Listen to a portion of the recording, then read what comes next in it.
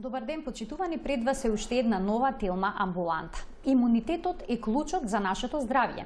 Како да го зајакнеме? На кој начин можеме да процениме дали е оптимален внесот на витамините, минералите, есенцијалните аминокиселини, незаситените масни киселини кои што се неопходни за правилна функција на имунолошкиот систем? Дали се това можеме да го внесеме преку храна, а во која ситуација е потребна суплементација? Денешен гостин во телма амбуланта со кој што ќе зборуваме за имунитетот е Филип Ачковски, магистар по фармација, топ едукатор. Филип, добар ден, добре дојдовте во телма амбуланта. Добар ден, ви благодарам за поканата. Која е врската помеѓу нашиот имунитет и разболувањето од вирусни инфекции? Дали доколку имунитетот е силен, значи дека воопшто нема да се разболиме или пак дека болеста ќе биде во поблага форма, па ќе трае пократко и слично? Па добро, ние како обични луѓе често пати го гледаме имунитетот како нешто апстрактно, како нешто кое што така ние измагла. Има тука голем број фактори, клетки, леукоцити, лимфоцити, не бомбардираат со информации. Ако земете витамин С ќе ви помогне, ако земете овошје ќе ви помогне, тропско, локално и така натака. Не е лошо да се држиме до едноставни поими со цел да сите ние малку појасно гледаме на оваа работа и не гледаме на имунитетот како едно осигурување, не гледаме како на една гаранција. Значи, како што сите препораки велат, ние, независно што и да направиме, не можеме да гарантираме дека нема да се разболиме воопшто од ништо. Има толку многу фактори кои што влијаат на тоа, што навистина е тешко да гарантираме со нашите постапки дека нешто нема да се случи. Меѓутоа, од друга страна, важно е да бидеме свесни, важно е да бидеме информирани, важно е да се однесуваме соодветно на ситуацијата и на тој начин да, што се вели, направиме што е до нас, за да не дојде до разболување. Зошто е тоа така? Имунитетот наукава го дефинира како природна или стекната способност на организмот да се одбрани од надворешни фактори.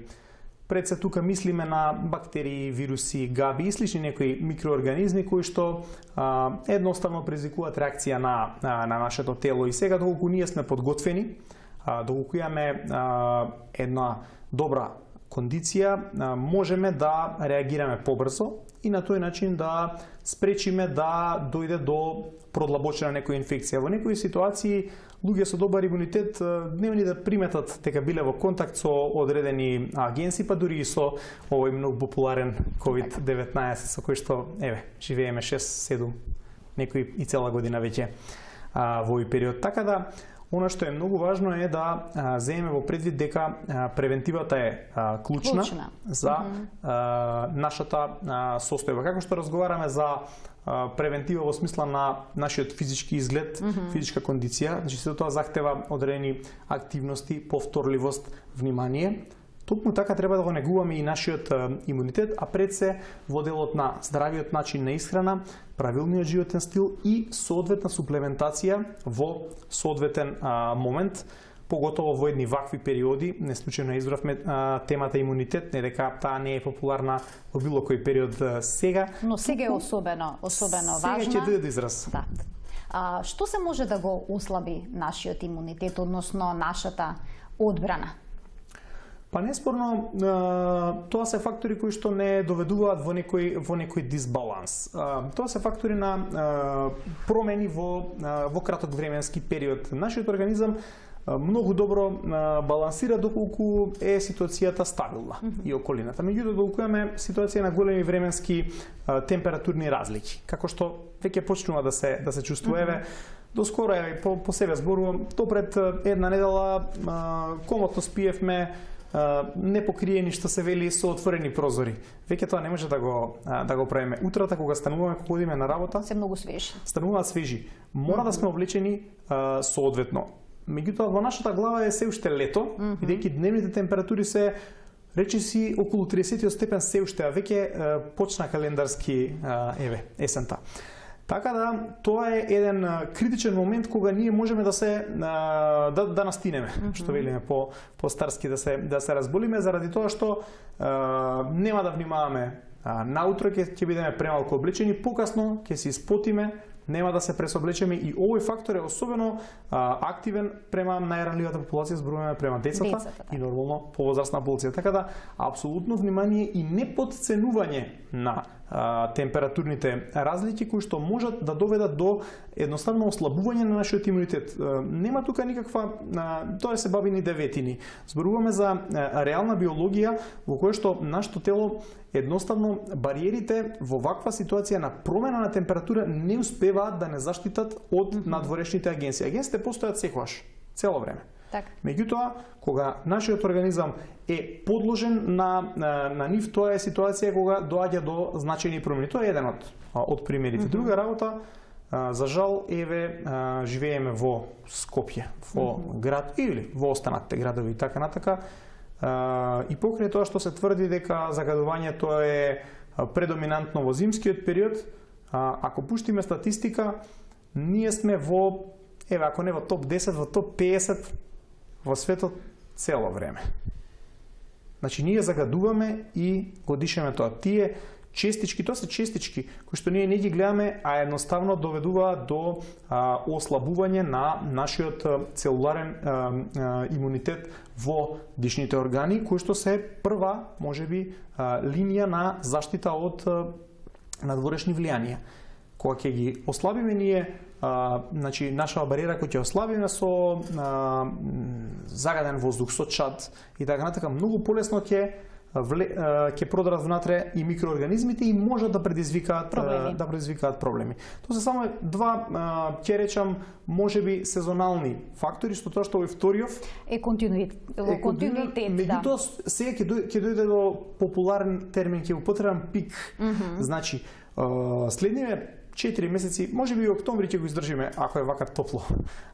Од ноември до февруари, тоа е период во кој што загадувањето доживува екстремни, да речем, вредности кај нас, малку или воопшто направивме за да не се повтори тоа. Не гледам зашто не би се повторило оваа година, едноставно. Така да, значи ќе бидеме изложени на уште посилен фактор кој што ни влијае. Да не забораваме дека набрзо условите не да бидат добри, можеби за месец дена од сега веќе, заради тоа што денот ќе биде пократок, заради ладени температури, се помалку и помалку време ќе поминуваме надвор. Значи ќе го изгубиме факторот сонце и факторот одредени количини на витамин Д кои што ќе ги продуцира организмот. Така да, значи, ние влегуваме во фаза во која што природата е против нас, да речем, да бидам искрен, или, можеби, подобро кажано, ќе треба да правиме поголеми напори за да го дигнеме нашиот имунитет на соодветно ниво, за да бидеме заштитени од тие надворешни фактори. Животот во затворен простор полека ќе добива на динамика, ако до сега можеби и уште малку, пак ќе кажам, јас сум оптимист, можеби и уште еден месец или неколку недели ќе успееме преку сила да седиме на отворено. Сега веќе тоа ќе се редуцира. Да, дефинитивно ние сите ги намаливме своите социјални контакти со оглед на кризната ситуација, меѓутоа веќе полека попуштаат браните за одење на луѓето на работа. Каде ќе одат? Каде во затворен простор. И сега во таква една ситуација, и тоа не е 2 месеци. Значи тоа ќе трае, тоа се 6 месеци цели. Од октомври до април, де факто ние сме во ситуација кога најголем дел од времето ќе го поминуваме во затворен простор. А нема да може да отвориме во одредени месеци прозор за да проветриме. Па не може да проветриме кога ни велат немојте да проветрувате, надвор е загадено. Зборуваме за тие месеци кога ќе има екстремна загаденост. Тоа се 4-5 месеци, не ни малку. И сега, значи, тоа се фактори кои што на вистина ќе не доведат во ситуација да добро се припремиме. Јас би рекол по вештачки пат, ако не е доволно веќе по природен и ако не успееме да украдеме некој викенд на природа, тоа во крајна линија и нашиот джеб ќе го детерминира и нашата здравствена култура.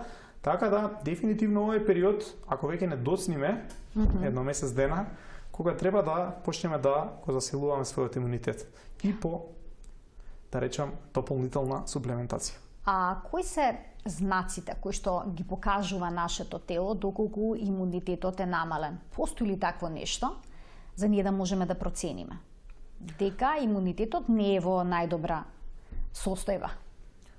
Па постои, секој човек во суштина има некоја своја слаба точка. Не можеме да генерализираме да кажеме дека сите луѓе ќе се појават истиве проблеми. Меѓутоа, доста елементи можат да не асоцираат на тоа дека нашиот имунитет ослабел. Можеме да дискутираме во некои случаи за активација на некои наши хронични проблеми кои што ги имаме. Во зимскиот период, поготово и вака кога ќе почне закадувањето, кај многу луѓе се активира синузитот кој што е сериозен проблем. Кај некои што се со помали проблеми, можеби носот ќе тече поредовно. Кај други болката во грлото ќе стане честа. Можеби и секојдневна, тие можат да функционираат. Меѓутоа не се осеќаат лагодно. Тоа не е оптимално функционирање. Кај трети, можеби јазикот ќе биде обложен. Кај некои се појавуваат афти во устата или херпесни инфекции околу устата. И после тоа велиме, еве го се појави сега, што и да правиме една недела барем, ќе се занимаваме со него. Така да, значи, тоа се све ситуации во кои што нашиот намален имунитет ни ги става во преден план слабостите кои што ги имаме, а од друга страна може да имаме и веќе подложност на одредени други инфекции. Ние често пати носиме, ние постојано сме во судир со бактерии и со вируси. Дали ќе се разболиме или не, зависи од тоа дали условно кажано ќе не фатат на кондиција овие микроорганизми или не. Ако сме во топ форма, веројатно нема да се разболиме. Меѓутоа не е само тоа фактор. Важно е и изложеноста, количината на микроорганизми кои што ќе не нападнат. Колку се тие вирулентни во тој момент. И доста се зборуваше на овие теми во овој период. Значи, ако приметиме дека имаме некоја си омалаксаност, ако приметиме главоболки, повеќето се жалиме на тоа. Да, се жалиме и сега и тој период може и да не е поврзан со бидејќи е период лето према есен, исто и обратно пролет према зима према пролет и слично. Што се периоди во кои што организмот е едноставно судрен со промени. Значи промените си и во атмосферскиот притисок. Може би ние да сме во добра кондиција, меѓутоа едноставно имаме вртоглавици кои што ќе ни направат проблеми и ќе се чувствуваме лошо и нелагодно и така натака. Така да, иако не мора секогаш да бидат во прашање одредени инфективни проблеми, сепак периодот е ризичен и треба да обратиме внимание на знаците кои што нашето тело ни ги дава, да не ги игнорираме. Така да не ги потценуваме. Поготово нешто што например не е вообичаено. Ако имаме редовна појава на некои главоболки и слично, можеби треба да размислуваме и за нашиот внес на вода. Можеби да размислуваме да не нешто забораваме, можеби да размислуваме да не сме прегладни, можеби шеќерот ни паднал. Кажано со народни зборови. Така да многу се фактори што може тука да играат улога и треба да го пратиме своето тело. Така, тоа е многу важно. Да ги читаме знаците што ни ги праќа нашиот организам, нашето тело. А што можеме да направиме за да го зајакнеме имунитетот? Тоа е едно прашање што често си го поставуваме, особено во услови на пандемија. Може ли да дадете неколку совети или да одиме чекор по чекор?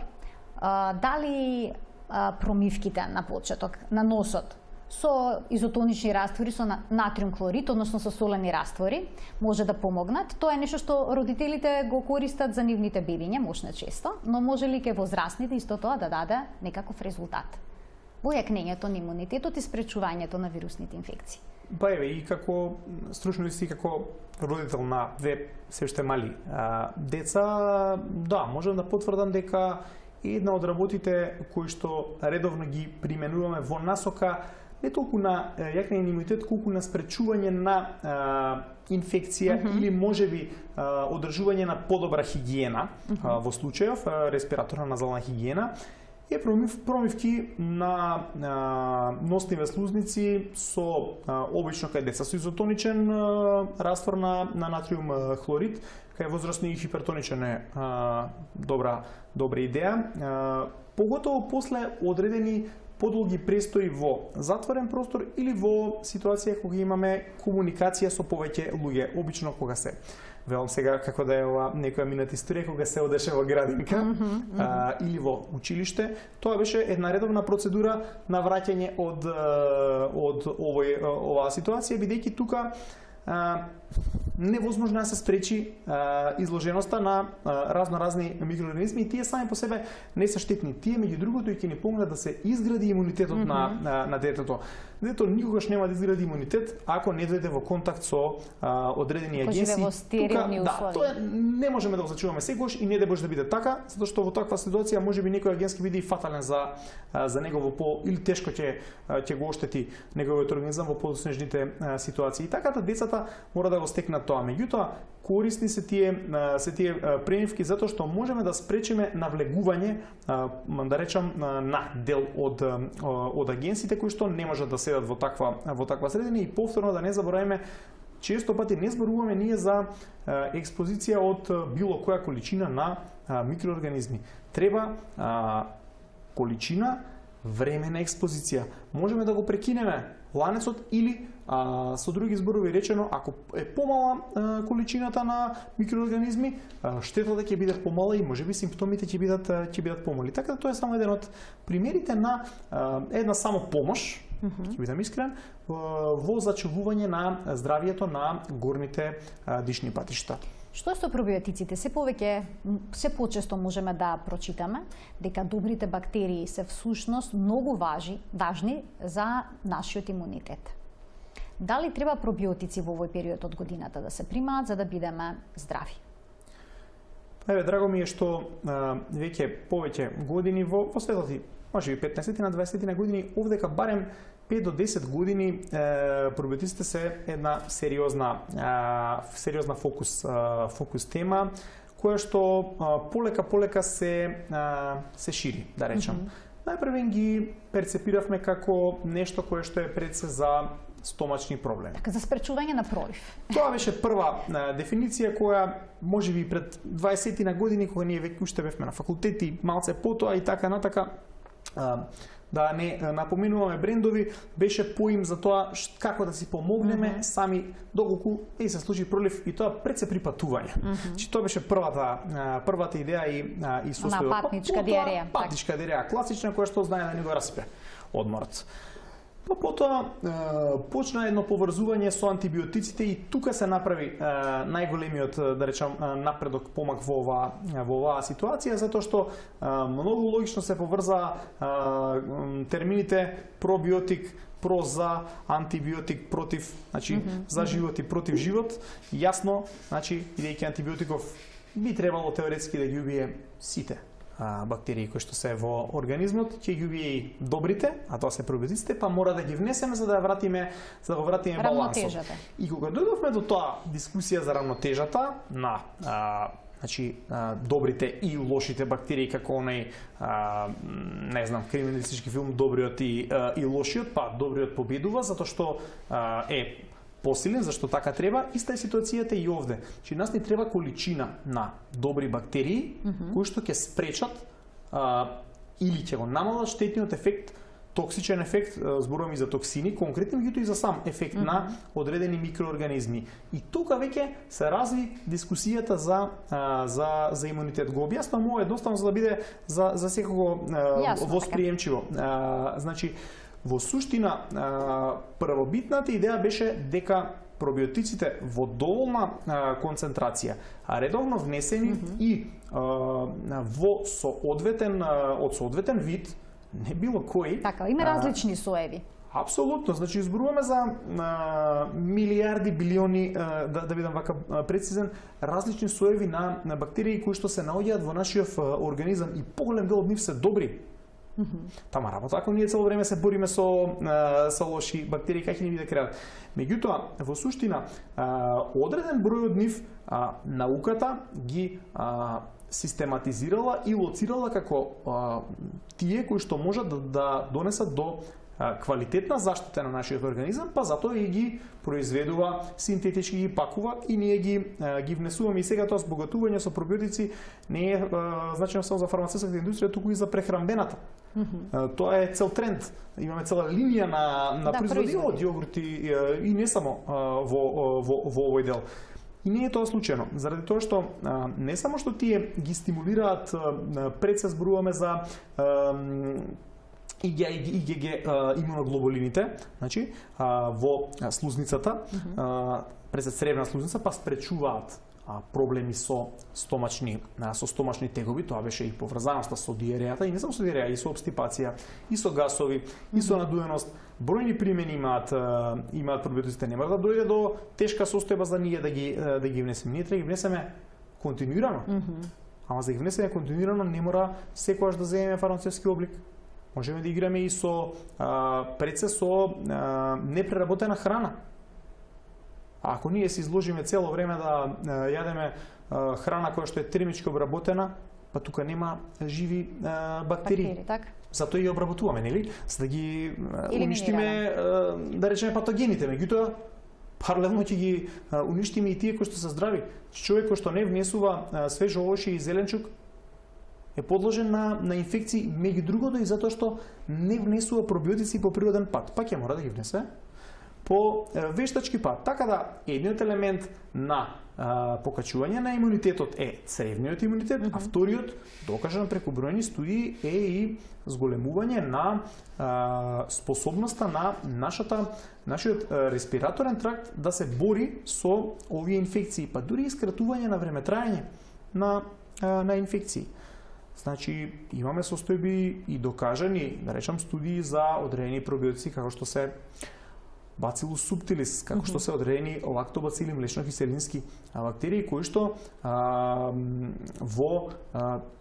користени, да речам, превентивно. 2 недели минимум, месец дена, значи тоа не е сега ќе ги земеме па ќе прекинеме толку ефектот ќе биде траен конец. Мислам чисто за да се чувствуваме ние комфортни во таква ситуација, ако користиме 2-3 дена пробиотики ни помине, веројатно организмот сам се изборил со тоа. Да бидеме искрени и реални. Треба да се користи барем 2 недели до месец дена, за да ние стабилизираме нашава цревна микрофлора или воопшто да дискутираме за некоја превентива од имунитетски аспект. Ние кога сугерираме колку време треба да се користат, зборуваме за 3 месеци. 3 месеци. Така. Да бидеме реални, да постигнеме на вистина заштита, бидејќи и кога ќе престанеме да ги земаме ние соодветниве пробиотици, нивоата на покачени имуноглобулини остануваат и по 2, 3, 4 недели, барем 2 пати, 3 пати повеќе од вообичаената состојба, така да имаме пролонгирана заштита и ефектот е пролонгиран. Така да, во таа смисла, се користни не само за цревниот имунитет, туку и за респираторниот. Дискутираме за намалување на времетраење за, ако треба инфекција, ќе бидам сега вака фигуративен, ако треба да трае една недела, ќе трае 2-3 дена пократко, што во секој случај и со помали симптоми. Така што голема придобивка. Така и велат, пробиотиците имаат антивоспалителни, антимикробни, антиалергиски својства, навистина штитат од многу работи. Филип, да погледнеме тука еден блок реклами, а веднаш потоа се враќаме со денешната емисија, ќе им дадеме можност на гледачите да постават прашања.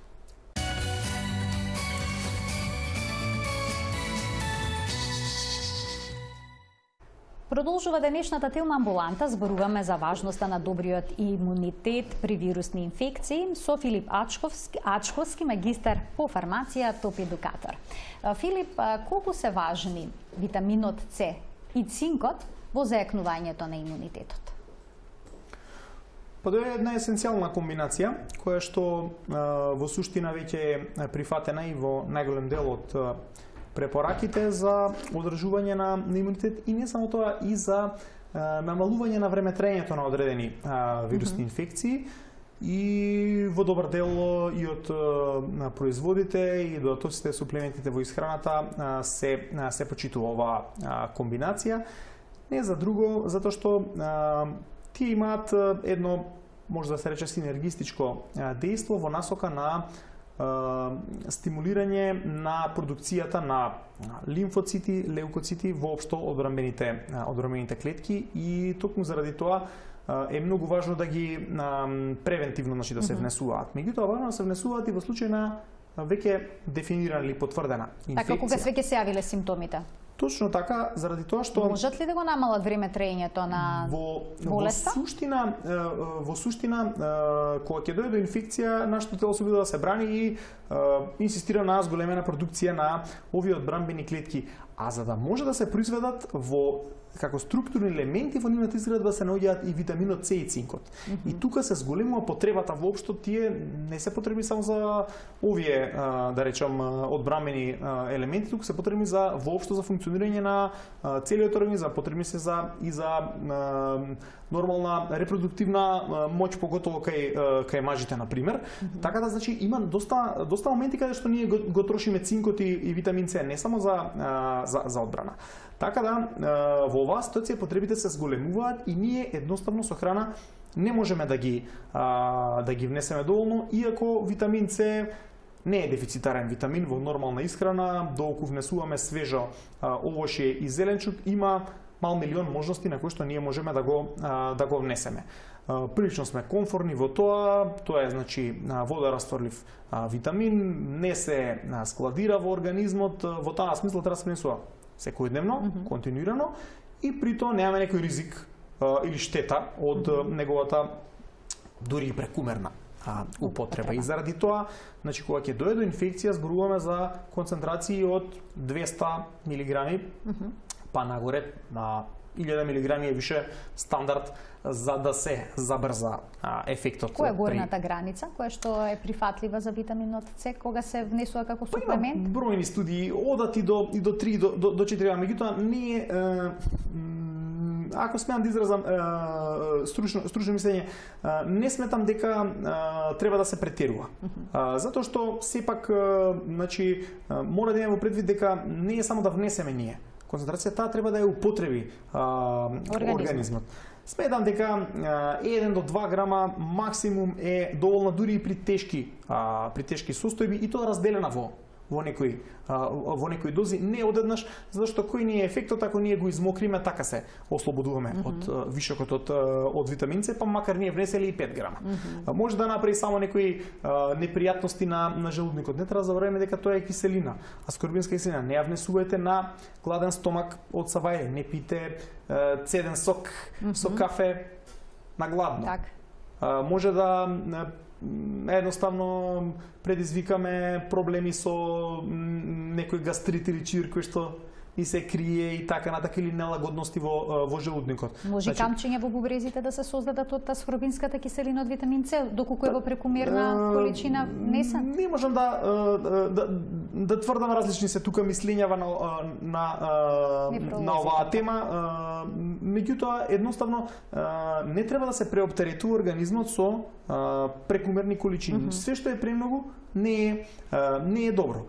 Во однос на цинкот, значи тука дискутираме за концентрација од 10 мг на ден за да бидеме па до 15 некаде, за да бидеме, да речам, во оптимална состојба.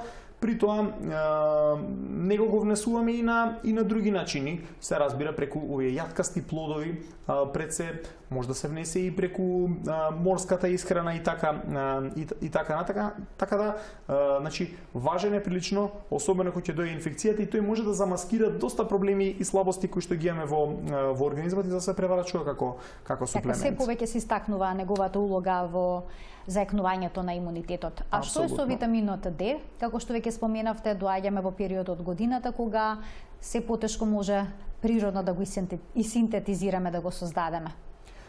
Така е. Колку количини се препорачуваат да се земат од овој витамин? Некој велат и хормон? Ние, токму така, тој е витамини и хормони, можеби незначаен имуномодулатор во ситуацијава.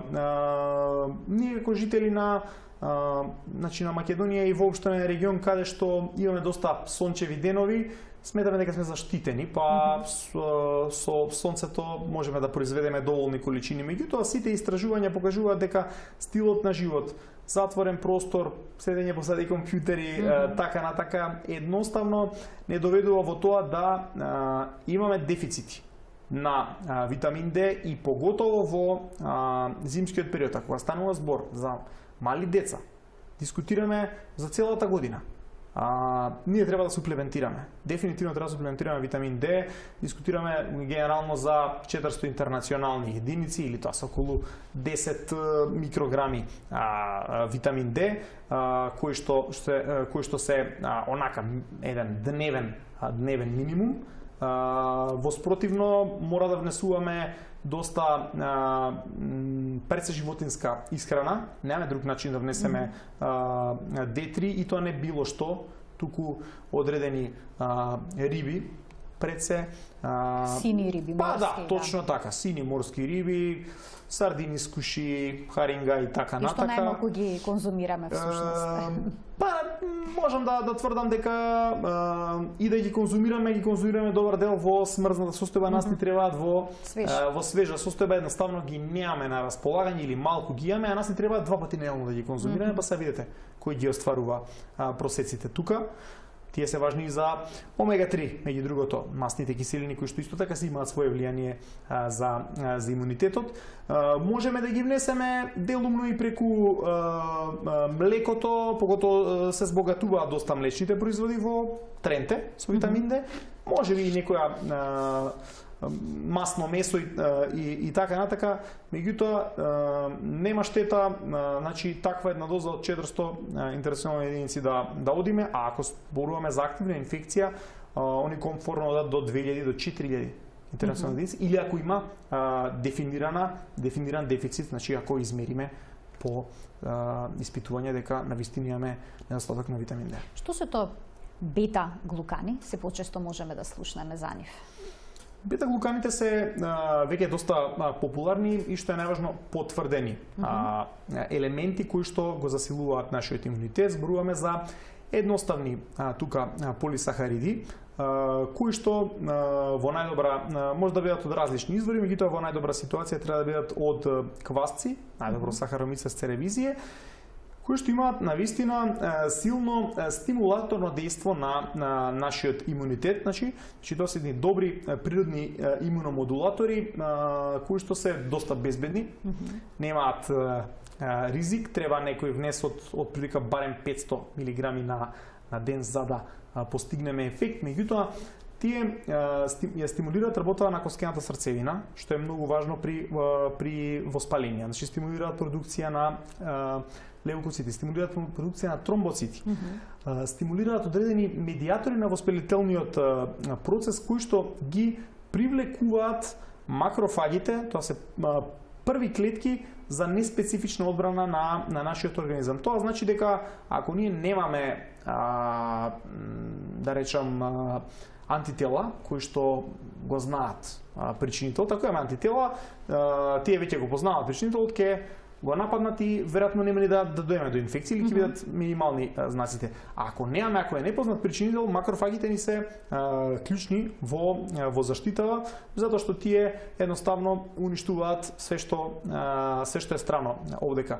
Овие бета-глукани, дури и внесени откако веќе е дефинирана инфекцијата, како е потврдена, веќе за 24 до 48 сата можат за 5 до 7 пати да ги зголемат активностите на макрофагите и со тоа да едноставно организмот побрзо реагира и ги спречи, ги уништи овие веќе размножени вирусни клетки. Не заборавајте дека вирусите предсе тоа не се ни вистински организми. Тие мора да влезат во нашата клетка, па таму да се размножуваат, и кога тоа ќе го направат, тоа оди со фрапантна брзина. Затоа ни треба брз одговор и тука се добри бета-глуканите, не само превентивно, туку дури и откако настапила инфекцијата да помогнат да, не знам, некој грип го поминеме со полесни симптоми или пократко време, или некоја настинка буквално не ни осетиме од нога да ја поминеме. Така, антибиотици не треба да употребуваме на своја рака, бидејќи може да го нарушат имунитетот, треба да имаме здрав животен стил, да се движиме, да се храниме здраво и сето тоа во пакет би требало да ни донесе зајакнат имунитет. Филип, инаку вие сте креатор на проектот Топ Едукатор, веќе 2 години. Така. И како резултат на таа ваша активност во изминатиот период, произлезе и оваа книга, која што наскоро ќе ја промовирате, 50 е еднакво на 100. Ајде сега прво насловот да го појасните. Насловот е, да, може да е провокативен и може да се гледа од неколку аспекти. Во секој случај, значи, зборуваме за еден проект кој што има исклучиво насока да ја потенцира потребата од зголемена здравствена едукација и пред се од зголемено разбирање на проблемите со здравјето со кои секојдневните проблеми, ќе кажам, со кои што секој од нас се случува. Да знаеме да ги препознаеме симптомите, да знаеме кога да се јавиме на лекар, а кога да си пружиме прва помош или само помош, да не седиме во ординации за течење нос или за покачена температура или било каков или некоја лесна диареја и така натака, затоа што меѓу другото таму ќе се изложиме можеби на уште некој поопасен агенс и тука ќе искомплицираме ситуацијата на страна тоа што веројатно никој не сака да седи и да чека на лекар, а при тоа ние ги оптеретуваме нашите здравствени работници кои што ни се за жал, со ограничен број и со ограничен капацитет, и тој број не е баш многу перспективно дека ќе драматично ќе се зголеми и дека ќе можеме да ги зголемиме опсегот на услугите. Заради тоа е многу важно да си помогнеме сами на себе и целиот тој проект беше насочен во таа насока, значи градење на навики за животен стил. Една моја мала лична помош со овие 15, скоро 20 години работно искуство, бројни настани, едукации и така натака и на стручни лица, здравствени работници и на вообичаени, обични луѓе, да ги наречам секојдневни, да едноставно ги приближиме проблемите од здравствениот аспект до нив и да тие успеат да го зголемат својот квалитет на живот. Токму заради тоа е тоа 50 еднакво на 100. Квалитетни 50 години се како 100. Токму за така. мене. Токму така. Точно. Во тешко и лошо здравје. За некого е маркетинг трик, за некој друг се едноставно 50 совети кои што се тука вклучени, а кои што ќе ни помогне да дојдеме до таа една стотка. Животниот век се продолжува и статистички, иако ние се жалиме на загадување, на здравствени политики и така натака, статистиката не говори во таа насока. Животниот век дефинитивно е подолг и сега јас би сакал да е и квалитетен, да не живееме борејќи се или помалку да се бориме со здравствените проблеми, а што подлого да одржиме едно оптимално здравје и кога веќе ќе се случи одреден проблем, во самиот зачеток да реагираме, да не го игнорираме, а тоа е една од најголемите проблеми со кои се соочуваме. Пациентот вели не ми е ништо, ќе помине, проблемот доаѓа, се комплицира и решението потоа е или болно или раната детекција на проблемите е клучна. Кажете ми што очекувате од продажбата на оваа книга? Дали сметате дека нашиот народ чита книги кои што се поврзани со здравје? Подобриме во целата несреќа на овие проблематични, турбулентни 6-7, ќе биде повеќе месеци. Мислам дека успеавме да некои од нас успеа да извлечат нешто за себе, успеа малце повеќе да внимаваат и да сватат важноста на собственото здравје, да сватат важноста на правилни, прецизни информации и на тоа и важноста на превенцијата. Јас постојано ги да речам, можеби малку одоколу ги критикувам, нашата популација дека сака се веднаш и одма, кој дојде да не размислува зошто дошол проблемот, туку едноставно некој да му приложи некој решение по можност бесплатно или многу ефтино и за еден ден или со едно апче да се реши работата. Па не може така, се си има своја цена.